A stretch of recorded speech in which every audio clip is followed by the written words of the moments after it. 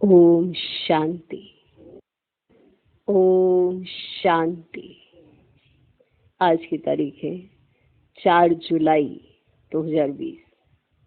साकार महावाक्य। बाबा कहते मीठे बच्चे ऊंच बनना है। मीठे बच्चे ऊंच बनना है तो अपना पोता में रोज देखो। तो अपना पोता में रोज देखो। कोई भी कर्म इंद्री धोखा ना दे। कोई भी कर्म इंद्री धोखा ना दे। आंखें बहुत धोखेबाज हैं, इनसे संभाल करो। आंखें बहुत धोखेबाज हैं, इनसे संभाल करो। बाबा कहते मीठे बच्चे ऊंच बनना है तो अपना पोता मेल रोज देखो। कोई भी कर्म इंद्री धोखा ना दे। आंखें बहुत धोखेबाज हैं, इनसे संभाल करो। ये जो हमारी कर्म इंद्रियां हैं, जबान है, आंखें हैं, कान हैं, ये आंखें और जबान कितना हमारे कंट्रोल में है, ये रोज चेक करो। आंखों ने धोखा तो नहीं दिया? कौन सी कर्म इंद्रिय आपको लगता है कि ये आपके वश नहीं है, आपके हिसाब से नहीं चलती है? आप कहना इसे कुछ चाहते हो, करती कुछ है। जरूर चेक करो। तो ऊंच बनना है तो अपना पोता में रोज देखो। कोई भी कर्म इंद्रिय धोखा ना दे। आंखें बहुत धोखेबाज हैं, इनसे संभाल करो। आज का प्रश्न, सबसे बुरी आदत कौन सी है? उनसे बचने का उपाय क्या है? अब कर्मेंद्रियों की बात आ रही है तो कर्मेंद्रियों में ही कई बार बच्चों में ये संस्कार इमर्ज हो जाते हैं, कई बार हो जाते हैं। तो सबसे बुरी आदत कौन सी है, उनसे बचने का उपाय क्या है? उत्तर, सबसे बुरी आदत है जबान का स्वाद। जैसे क्या होता है, कोई चीज आपको बहुत अच्छी लगती है लेकिन आप यज्ञ में हो, पर आप बिना परमिशन किसी से ऐसे ही उठा के खा लेते हैं, तो ये चोरी कहा जाता है। कहते तो क्या हुआ, उसमें कौन सी बड़ी बात है, हमारा घर ही तो है। कई ऐसे कहते हैं, पर यज्ञ है, निमित्त बनाया है किसी को। अगर आपको ऐसा लगता है तो निमित्त से पूछो, वो कौन सा मना कर रहे हैं। पर ये एक आदत होती है छिपा के खाना। माना यज्ञ के निमित्त जिनको रखा है उनसे नहीं पूछना, खुद ही फ्रिज खोलना, चीज निकालना, खा जाना। फ्रिज खोला, निकाली और खा गए। बस अच्छी लगती है ना, जबान का स्वाद है, अच्छी लगती है तो ऐसे ही करेंगे।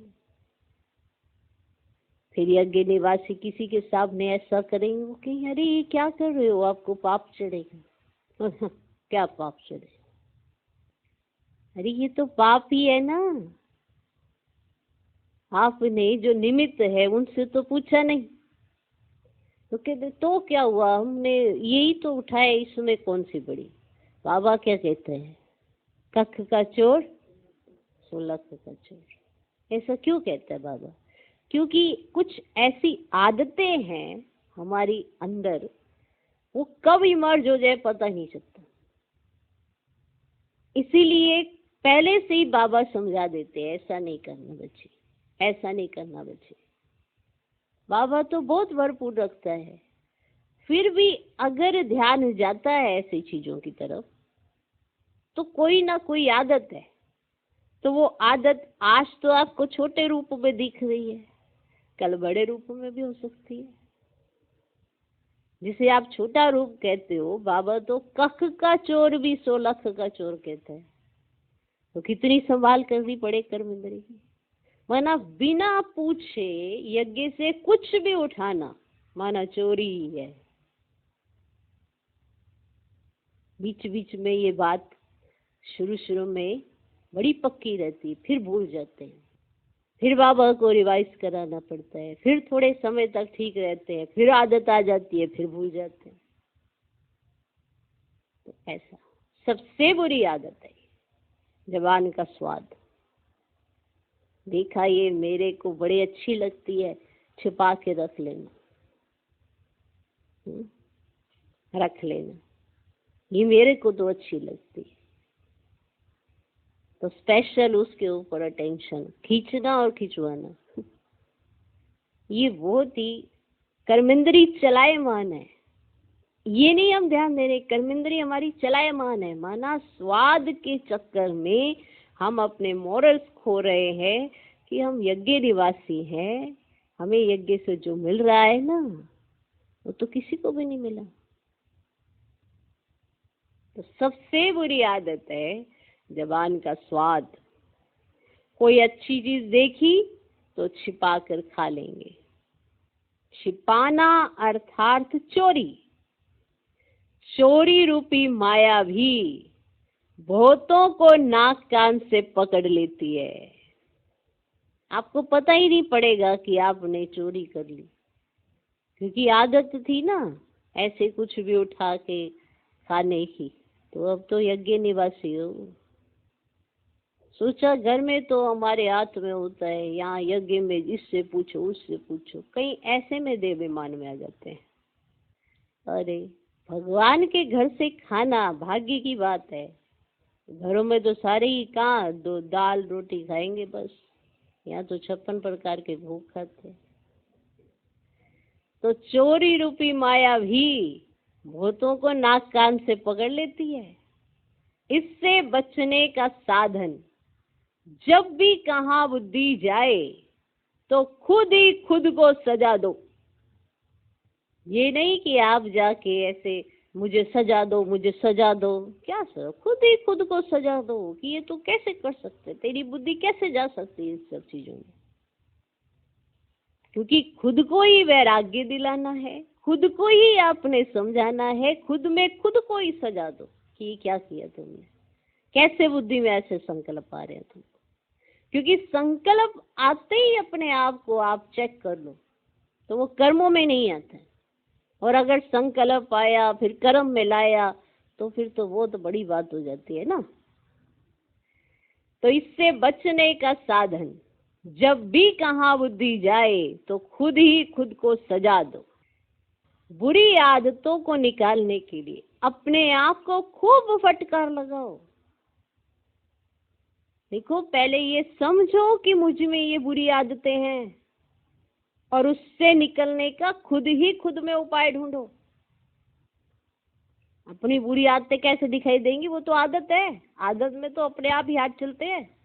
कैसे पता चलेगा आपको, बताओ। जो बुरी आदतें होती हैं उसमें एक नेचुरल वे में शरीर उसके अंदर ढल जाता है और पता ही नहीं चलता का हाथ कब चल जाता है। अब किसी ने कहा अगर वो व्यक्ति बनना चाहता है तो वो देखे जरूर अपने आप को साक्षी होके कि क्या ये गंदी आदत मेरे अंदर है, मुझे तो निकालनी पड़ेगी ना। अब बनना है इतना ऊंचा महान और हरकतें देखो कैसी तुच्छ दर्जे जैसी, तो कैसे कोई समझेगा महान। महान समझने के लिए भी उसको महान एक्टिविटी नजर आनी चाहिए ना। अभी तो आदतें सुधारनी है और आदतें कई तरह की होती हैं। इसे बुरी आदतों को निकालने के लिए अपने आप को खुद ही फटकार लो। ओम शांति। आत्म अभिमानी होकर बैठे हो, आत्म अभिमानी होकर बैठे हो। हर एक बात अपने आप से पूछनी होती है। ये नहीं कि हम पूछ रहे हैं आपसे, आपको लो आज इन्होंने ऐसे पूछ लिया, आप अपने आप से पूछो यहाँ क्या बन के बैठना है। अपने आप से पूछनी होती है हर बात, कोई भी एक्टिविटी में हर बात आपको अपने आप से पूछनी होती है। हम आत्म अभिमानियों बैठे हैं और बाप को याद कर रहे हैं ये नहीं, अपने आप से पूछना है। गाया हुआ भी है शिव शक्ति पांडव सेना, ये शिव बाबा की सेना बैठी हुई है ना। उस जिस्मानी सेना में सिर्फ जवान होते हैं, बूढ़े व बच्चे आदि नहीं। इस सेना में तो बूढ़े, बच्चे, जवान आदि सब बैठे हैं। ये है माया पर जीत पाने के लिए सेना। हर एक को माया पर जीत पाकर बाप से बेहद का वर्षा लेना है। बच्चे जानते हैं माया बड़ी प्रबल है, कर्मेंद्रियां ही सबसे जास्ती धोखा देती है। चार्ट में यह भी लिखो कि आज कौन सी कर्मेंद्री ने धोखा दिया, ये भी लिखो चार्ट में कि आज कौन सी कर्मेंद्री ने धोखा दिया। आज फलानी को देखा तो दिल हुई इनको हाथ लगाएं, ये करें।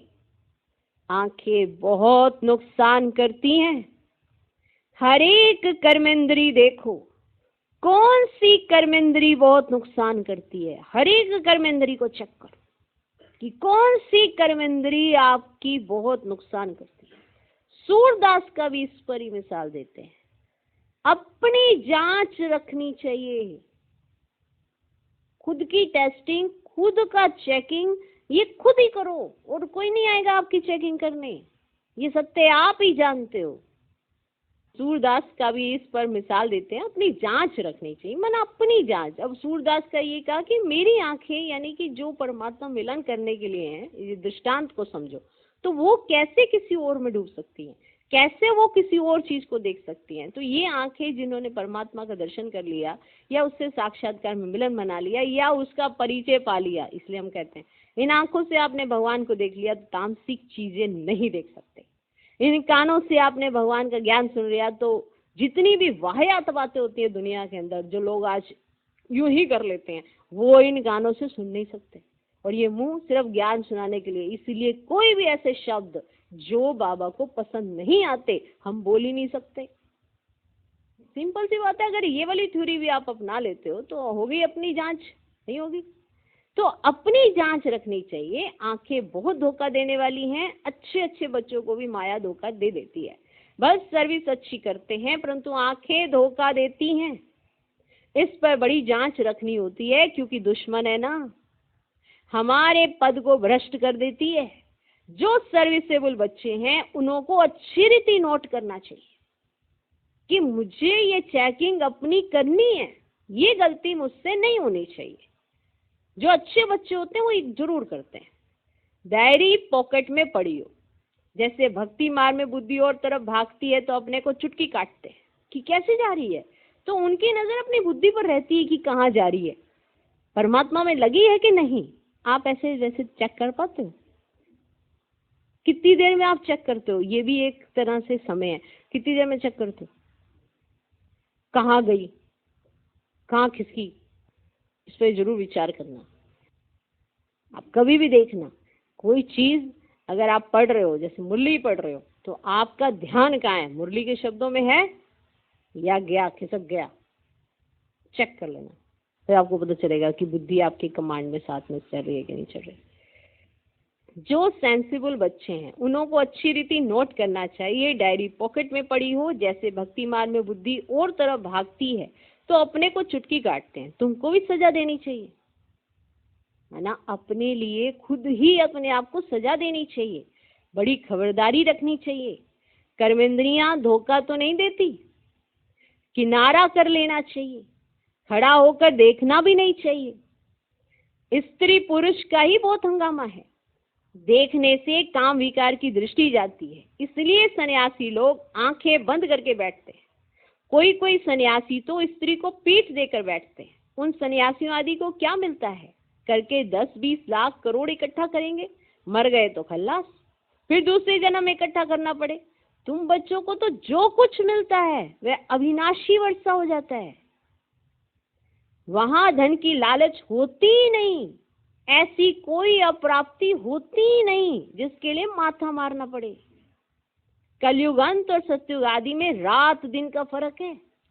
वहां तो अपार सुख होता है, यहाँ कुछ भी नहीं। बाबा हमेशा कहते हैं संगम अक्षर के साथ पुरुषोत्तम अक्षर जरूर लिखो। साफ साफ अक्षर बोलने चाहिए, समझाने में सहज होता है।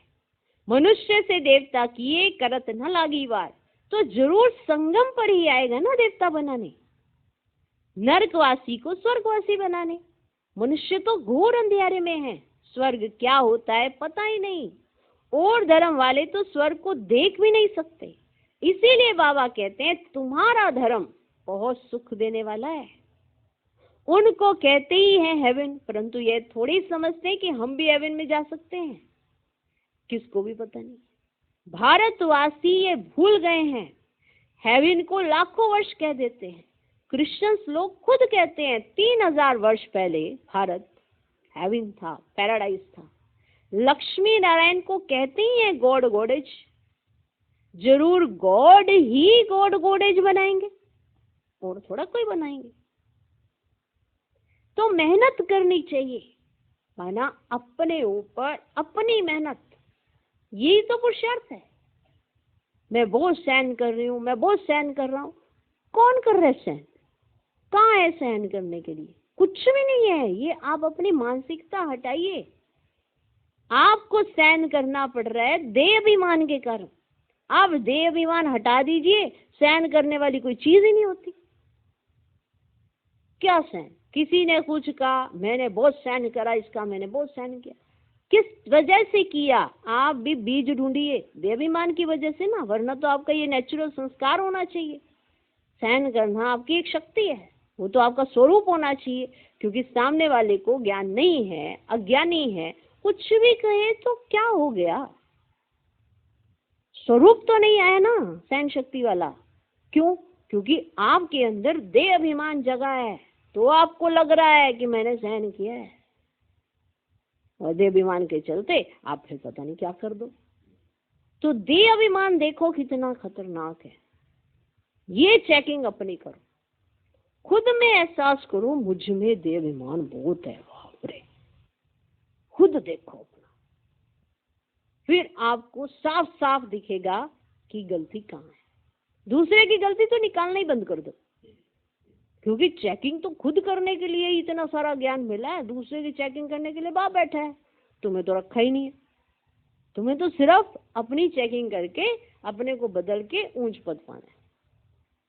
तो रोज अपना पोता मेल देखना चाहिए, कौन सी कर्मेंद्री ने धोखा दिया। जबान भी कोई कम नहीं है, कोई अच्छी चीज देखी तो छिपा कर खा लेंगे, समझते थोड़े कि ये भी पाप है। चोरी हुई ना, सो भी शिव बाबा के यज्ञ से चोरी करना बहुत खराब है। कख का चोर सो लख का चोर है। माना छोटी सी भी चीज बिना पूछे उठाई, पूछा ही नहीं किसी से, सोचा ऐसे ही चलो कोई बात, तो ये चोरी है। बहुतों को माया नाक से पकड़ती रहती है। ये सब बुरी आदतें निकालनी है, अपने पर फटकार डालनी चाहिए। देखो भगवान कैसे हमको समझा रहा है कि तुम्हारा व्यक्तित्व अपने प्रति कैसा होना चाहिए। आप इस पॉइंट को समझने की कोशिश करिए। अपने पर फटकार डालनी चाहिए। जब तक बुरी आदतें हैं तब तक ऊंच पद पा नहीं सकेंगे। स्वर्ग में जाना तो बड़ी बात नहीं है, परंतु कहाँ राजा रानी कहाँ प्रजा। तो बाप कहते कर्मेंद्रियों की बड़ी जांच करनी चाहिए, कौन सी कर्मेंद्री धोखा देती है, पोता मेल निकालना चाहिए। व्यापार है ना, बाप समझाते मेरे से व्यापार करना है, ऊंच पद पाना है तो श्रीमत पर चलो।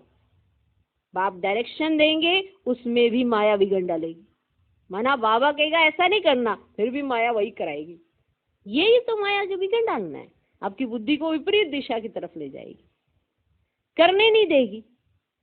बाप कहते ये भूलो मत, क्योंकि ये अगर आपने दिल में स्थान लिया कि मुझे तो बाप का ही सुनना है, बाप का कहना मानना है, तो आप पे माया असर नहीं कर सकती है, क्योंकि आप बाप की छत्र छाया में। लेकिन अगर आप थोड़ा सा भी विपरीत बुद्धि वाले बने तो माया आपकी बुद्धि भ्रष्ट कर देती है। तो इसलिए बाप की श्रीमत को कभी भूलो मत। गफलत करने से फिर बहुत पछताएंगे, कभी ऊंच पद नहीं पाएंगे। अभी तो खुशी से कहते हम नर से नारायण बनेंगे, परंतु अपने से पूछते रहो कहाँ कर्मेंद्रियां धोखा तो नहीं देती हैं? जरूर पूछो। अपनी उन्नति करनी है तो बाप जो डायरेक्शन देते हैं उसे अमल में लाओ। सारे दिन का पोता मिल देखो, भूले तो बहुत होती रहती है। आंखें बड़ा धोखा देती हैं, बार बार बाबा टेंशन खिंचवा रहे हैं, तरस पड़ेगा, इनको खिलाऊं, सौगात दूं, ऐसे भाई बहन को देखेगा, अरे बेचारी को ये नहीं मिलता, वो नहीं मिलता, मैं इसके लिए ये खरीद लाऊं, ये खरीद लाऊं, ऐसा किसी का किसी के प्रति संकल्प चला, माना गया काम से। फिर अपना बहुत टाइम वेस्ट कर लेते हैं। माला का दाना बनने में बड़ी मेहनत है। 8 रतन है मुख्य, 9 रतन कहते हैं, एक तो बाबा, बाकी हैं 8। बाबा की निशानी तो चाहिए ना बीच में। कोई ग्रहचारी आदि आती है तो 9 रतन की अंगूठी आदि पहनते हैं। इतने ढेर पुरुषार्थ करने वालों से 8 निकलते हैं पास विद ऑनर्स। मतलब कितने सारे पुरुषार्थ कर रहे हैं सोचो, और उन सब में से निकलते कितने? 8 रतन, वो भी पास विद ऑनर्स। 8 रत्नों की बहुत महिमा है। मैंने 8 रतन वो क्या होंगे भाई, मतलब क्या होंगे वो, क्या उनकी सोच होगी? ऐसा सोच के ही वैसा बनने की कोशिश कर लें, क्या उनकी सोच होगी? आज भी तो वो 8 रतन कहीं ना कहीं होंगे। तो वो 8 रतन किसके साथ रहेंगे? अभी तो ब्रह्मा बाबा भी नहीं, मम्मा भी नहीं, तो अब वो 8 रतन किसके साथ होंगे? अब वो 8 रतन डायरेक्ट ऑलमाइटी अथॉरिटी के साथ होंगे। तभी तो ये सारी चीजें चल रही है। वाह बाबा वाह। तो एक तो बाबा, बाकी 8। बाबा की निशानी तो चाहिए ना बीच में। कोई ग्रहचारी आदि आती है तो 9 रतन की अंगूठी आदि पहनते हैं। इतने ढेर पुरुषार्थ करने वालों से 8 निकलते हैं। 8 रत्नों की बहुत महिमा है। देह अभिमान में आने से कर्मेंद्रियां बहुत धोखा देती है। भक्ति में भी चिंता रहती है ना, सिर पर पाप बहुत है ना। भक्ति मार्ग वालों को भी देखो ना, जिन्हें ये टेंशन रहती है ना, वो नया पाप नहीं करते कभी भी। तो भक्ति में भी चिंता रहती है ना कि सिर पर पाप बहुत है, दान पुण्य करें तो पाप मिट जाए। सत्युग में कोई चिंता की बात नहीं, क्योंकि वहां रावण राज्य नहीं। वहां भी ऐसी बातें हो, फिर तो नरक और स्वर्ग में कुछ फर्क ही न रहे।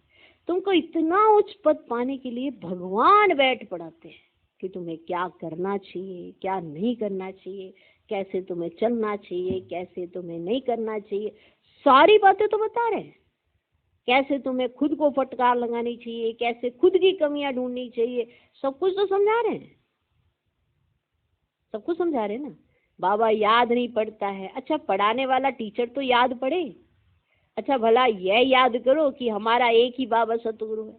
मनुष्यों ने आसुरी मत पर बाप का कितना तिरस्कार किए। बाप अब सब पर उपकार करते हैं। तुम बच्चों को भी उपकार करना चाहिए, किसी पर भी अपकार नहीं, कुदृष्टि भी नहीं, अपना ही नुकसान करते हैं। आप किसी के साथ अगर सभ्यता से बात नहीं करते हो तो ये पाप तो आपके ऊपर ही चढ़ता है ना। तो उपकार करो, अपकार नहीं। तो कुदृष्टि भी नहीं, अपना ही नुकसान करते हैं। वह वाइब्रेशन फिर दूसरों पर भी असर करता है। अगर आप ऐसा कुछ करते हो तो वो वाइब्रेशन फिर दूसरे पर भी असर करता है। बाप कहते हैं बहुत बड़ी मंजिल है, रोज अपना पोता में देखो। कोई भी कर्म तो नहीं बनाया, कोई भी कर्म तो नहीं बनाया। यह है ही विकर्मी दुनिया, विकर्मी संवत। विकर्माजीत देवताओं के संवत का कोई को पता नहीं। बाप समझाते हैं विकर्माजीत संवत को 5000 वर्ष हुए, फिर बाद में विक्रम संवत शुरू होता है। राजाएं भी विक्रम ही करते रहते हैं। तब बाप कहते हैं कर्म अकर्म विक्रम की गति मैं तुमको समझाता हूँ। रावण राज्य में तुम्हारे कर्म विक्रम बन जाते हैं, और सत्य में कर्म अकर्म होते हैं, विक्रम बनता नहीं। वहां विकार का नामो निशान ही नहीं। ये ज्ञान का तीसरा नेत्र अभी तुमको मिलता है। अभी तुम बच्चे बाप के द्वारा त्रिनेत्री त्रिकालदर्शी बने हो। मनुष्य कोई बना ना सके, मनुष्य कोई ना बना सके, तुमको बनाने वाला है बाप। पहले जब आस्तिक हो तब त्रिनेत्री त्रिकालदर्शी बने। सारा ड्रामा का राज बुद्धि में है। मूल वचन सूक्ष्मतन 84 का चक्र सब बुद्धि में है। फिर पीछे और धर्म आते हैं, वृद्धि को पाते रहते हैं। उन धर्म स्थापकों को गुरु नहीं कहेंगे। सर्व का सदगति दाता, सबकी सदगति करने वाला सतगुरु एक ही है। बाकी वह कोई सदगति करने थोड़ी आते हैं, वह तो धर्म स्थापक है ना। अब क्राइस्ट को याद करने से सदगति थोड़े ही होगी, विक्रम विनाश थोड़े ही होंगे, कुछ भी नहीं। उन सबको भक्ति की लाइन में कहा जाता है। ज्ञान की लाइन में सिर्फ तुम हो, ज्ञान की लाइन में सिर्फ तुम हो। तुम पंडे हो, सबको शांति धाम सुख धाम का रास्ता बताते हो। बाप भी लिबरेटर गाइड है, उस बाप को याद करने से बच्चे विक्रम विनाश होंगे। क्या विक्रम विनाश होंगे? अभी तुम बच्चे अपने विक्रम विनाश करने का पुरुषार्थ कर रहे हो, तो तुम्हें ध्यान रखना है कि एक तरफ पुरुषार्थ, दूसरी तरफ विक्रम ना होता रहे। आ गया ना वो पॉइंट? इसलिए हम कई बार कहते हैं पुराना कर्जा उतरा नहीं, नया चढ़ा मत लेना, संगम पर कोई विक्रम बना मत लेना। एक तरफ पुरुषार्थ और दूसरे तरफ विक्रम ना होता रहे। पुरुषार्थ के साथ साथ विक्रम भी किया तो 100 गुना हो जाएगा। जितना हो सके उतना विक्रम ना करो, नहीं तो एडिशन भी होगी, नाम भी बदनाम करेंगे। जबकि जानते हो भगवान हमको पढ़ाते हैं तो फिर कोई भी कर्म नहीं करना चाहिए। भगवान हमको पढ़ाते हैं, है ना। आपको सिखा कोई इंसान नहीं रहा है, भगवान सिखा रहा है, और कौन चाहिए। तो कोई भी कर्म नहीं करना चाहिए। छोटी चोरी या बड़ी चोरी पाप तो हो जाता है ना, चोरी तो चोरी होती है। ये आंखें बड़ा धोखा देती हैं। बाप बच्चों की चलन से समझ जाते हैं। कभी ख्याल भी ना आए कि ये हमारी स्त्री है, हम ब्रह्मा कुमार कुमारी हैं, शिव बाबा के पुत्र हैं। हमने बाबा से प्रतिज्ञा की है, राखी बांधी है, फिर आंखें क्यों धोखा देती हैं। याद के बल से कोई भी कर्मेंद्रियों के धोखे से छूट सकते हो। बड़ी मेहनत चाहिए। बाप के डायरेक्शन पर अमल कर चार्ट लिखो। बाबा को सच सच बताओ, चार्ट लिखो। स्त्री पुरुष भी आपस में यही बातें करो, हम तो बाबा से पूरा वर्ष चलेंगे, टीचर से पूरा पढ़ेंगे। ऐसा टीचर कभी मिल ना सके जो बेहद की नॉलेज दे। लक्ष्मी नारायण ही नहीं जानते तो उनके पिछाड़ी आने वाले कैसे जान सकते हैं। बाप कहते हैं ये सृष्टि के आदि मध्य अंत का ज्ञान सिर्फ तुम जानते हो संगम पर। बाबा बहुत समझाते हैं, ये करो, ऐसे करो, ऐसे ना करो, सब समझाते हैं। ये करो, ऐसे करो। फिर यहां से उठे तो खल्लास। सब समझाते हैं, यहाँ में सब बताते हैं, ये करो, ये ना करो, ऐसे करो। फिर यहाँ से उठे तो खल्लास। ये नहीं समझते कि शिव बाबा हमको कहते हैं। हमेशा समझो शिव बाबा कहते हैं। इनका फोटो भी नहीं रखो। ये रख तो लोन लिया है, ये भी पुरुषार्थी है, ये भी कहते हैं मैं बाबा से वर्षा ले रहा हूँ। तुम्हारे सदस्य ये भी स्टूडेंट लाइफ में है, आगे चल तुम्हारी महिमा होगी। अभी तो तुम पूज्य देवता बनने के लिए पढ़ते हो, फिर से तुम्हें तुम देवता बनेंगे। ये सब बातें सिवाय बाप के कोई समझा ना सके। तकदीर में नहीं है तो संशय उठता है। शिव बाबा कैसे आकर पढ़ाएंगे? मैं नहीं मानता। अब मानते नहीं हो तो फिर शिव बाबा को याद भी कैसे करेंगे? विक्रम विनाश हो नहीं सकेंगे। ये सारी नंबरवार राजधानी स्थापन हो रही है। दास दासियां भी तो चाहिए ना। राजाओं को दासियां भी दहेज में मिलती है। यहाँ ही इतनी दासियां रखते हैं तो सत्युग में कितनी होंगी? ऐसा थोड़ी ढीला पुरुषार्थ करना चाहिए जो दास दासी जाकर बने। बाबा से पूछ सकते हो, बाबा अभी मर जाए तो क्या पद मिलेगा? बाबा झट बता दे कि अगर तुम अभी मर गए ना तो तुम्हें क्या पद मिलेगा। बाबा झट बता दे। अपना पोता मेल आप ही देखो। अंत में नंबरवार कर्मातीत अवस्था हो जानी है। यह सच्ची कमाई। उस कमाई में रात दिन कितना बिजी रहते हैं। सट्टे वाले जो होते हैं ना, जो सट्टा लगाते हैं, एक हाथ से खाना खाते हैं और दूसरे हाथ से फोन पर कारोबार चलाते रहते हैं। अब बताओ, ऐसे आदमी ज्ञान में चल सकेंगे? कहते हैं हमको फुर्सत का। अरे सच्ची रजाई मिलती है। बाप को सिर्फ याद करो तो विक्रम विनाश होंगे। अष्ट देवता आदि को भी याद करते हैं ना, उनकी याद से तो कुछ भी मिलता नहीं। बाबा बार बार हर एक बात पर समझाते रहते हैं, जो फिर कोई ऐसे कह ही ना सके कि फलानी बात पर तो समझाएंगे। आज हम इतना सब जानते हैं कि हमें ये पता हमें क्या करना चाहिए क्या नहीं करना चाहिए, और अगर फिर भी कोई ये कहे कि मुझे तो पता नहीं था, तो उसका ध्यान कहाँ है? फिर बाबा ने तो हर बात समझा दी कि क्या तुम्हें करना चाहिए क्या तुम्हें नहीं करना चाहिए। तुम बच्चों को पैगाम भी सबको देना है। एरोप्लेन से भी पर्चे गिराने के लिए कोशिश करनी चाहिए। उसमें लिखो शिव बाबा ऐसे कहते हैं। ब्रह्मा भी शिव बाबा का बच्चा है, प्रजापिता है, तो वह भी बाप यह भी बाप। शिव बाबा कहने से ही बहुत बच्चों को प्रेम के आंसू आ जाते हैं। कभी देखा भी नहीं है, लिखते हैं बाबा कब आकर आपसे मिलेंगे, बाबा बंधन से छुड़ाओ। भूतों को बाबा का फिर प्रिंस का भी साक्षात्कार होता है। आगे चल भूतों को साक्षात्कार होंगे, फिर भी पुरुषार्थ तो करना पड़े। अब साक्षात करोगे फिर भी पुरुषार्थ तो करना पड़े। मनुष्य को मरने समय भी कहते हैं ना भगवान को याद करो। तुम भी देखेंगे पिछाड़ी में खूब पुरुषार्थ करेंगे, याद करने लगेंगे। बाबा राय देते हैं बच्चे जो समय मिले ना उसमें पुरुषार्थ कर, मेकअप कर लो, है ना, आगे बढ़ जाओ। जो भी समय मिले बार बार अपने आप को याद की गुफा में ले जाओ। समय मिले याद की गुफा में बैठ जाओ, समय मिले याद की गुफा में बैठ जाओ, तो आगे बढ़ जाएंगे।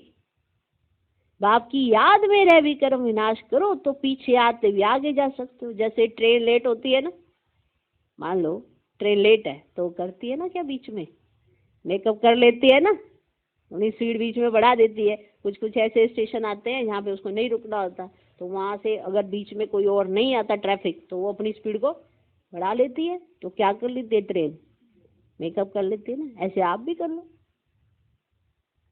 तुमको भी यहाँ समय मिलता है तो मेकअप कर लो, माना कि जंप लगा लो, याद से आगे बढ़ जाओ, यहाँ आकर कमाई करने लग जाओ। बाबा राय भी देते हैं ऐसे ऐसे करो, अपना कल्याण करो, बाप की श्रीमत पर चलो, एरोप्लेन से पर्चे गिराओ। जो मनुष्य समझेंगे ये तो बरोबर ठीक पैगाम देते रहते हैं। भारत कितना बड़ा है सबको मालूम पड़ना चाहिए ना। जो फिर ऐसे ना कहें कि बाबा हमको तो पता ही नहीं पड़ा, सबको पैगाम मिलना चाहिए, वो ये ना कहे।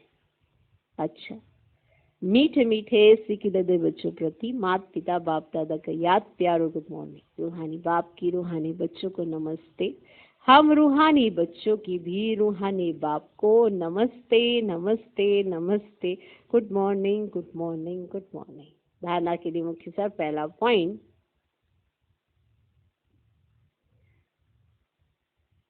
सेंसिबल बन, अपनी जांच करनी है कि आंखें धोखा तो नहीं देती हैं। सेंसिबल बन, अपनी जांच करनी है कि आंखें धोखा तो नहीं देती हैं। कोई भी कर्म इंद्री के वश हो, उल्टा कर्म नहीं करना है। कोई भी कर्म इंद्री के वश हो, उल्टा कर्म नहीं करना है। याद के बल से कर्मेंद्रियों के धोखे से छूटना है।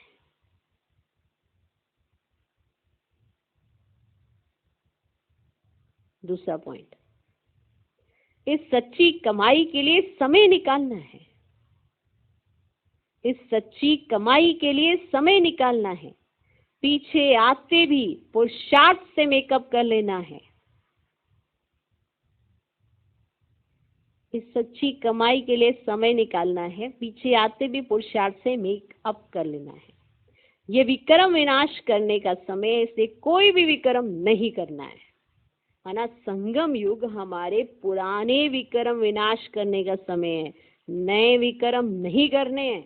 देह का अभिमान रखकर कोई ऐसी गलती नहीं करनी है जिसके कारण पुराना खत्म होते होते नया और चढ़ जाए। इसलिए ये भूल कभी नहीं करनी है। ये विकर्म विनाश करने का समय से कोई भी विकर्म नहीं करना है। आज का वरदान, हर कंडीशन में सेफ रहने वाले एयर कंडीशनर की टिकट के अधिकारी भव। हर कंडीशन में सेफ रहने वाले एयर कंडीशनर की टिकट के अधिकारी भव। एयर कंडीशनर की टिकट उन्हीं बच्चों को मिलती है जो यहाँ हर कंडीशन में सेफ रहते हैं। कोई भी परिस्थिति आ जाए, कैसी भी समस्याएं आ जाए, लेकिन हर समस्या को सेकंड में पार करने का सर्टिफिकेट चाहिए। हर समस्या को सेकंड में पार करने का सर्टिफिकेट चाहिए।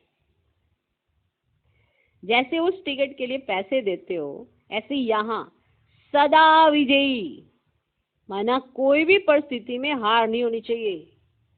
सदा विजयी बनने की मनी चाहिए, ये सर्टिफिकेट। सदा विजयी, परिस्थिति जो भी आई ये विजयी रहे हैं, जो भी आई ये विजयी रहे हैं, ऐसे ये वाली मनी चाहिए जिससे टिकट मिल सके। कौन सा? Air conditioner. ये मनी प्राप्त करने के लिए, बाबा कितना प्यारा है ना। अब मनी चाहिए तो पर मनी कैसे प्राप्त होती है वो भी बताते रहते, बड़ा प्यारा बाबा। ये मनी प्राप्त करने के लिए मेहनत करने की जरूरत नहीं, सिर्फ बाप के सदा साथ रहो, सदा, तो अनगिनत कमाई जमा होती जाएगी। सदा बाबा के साथ रहो, सदा। ठीक है, तो सदा विजयी रहेंगे, और सदा विजय रहेंगे तो मनी मिल गई और फिर हमको टिकट मिल जाएगी।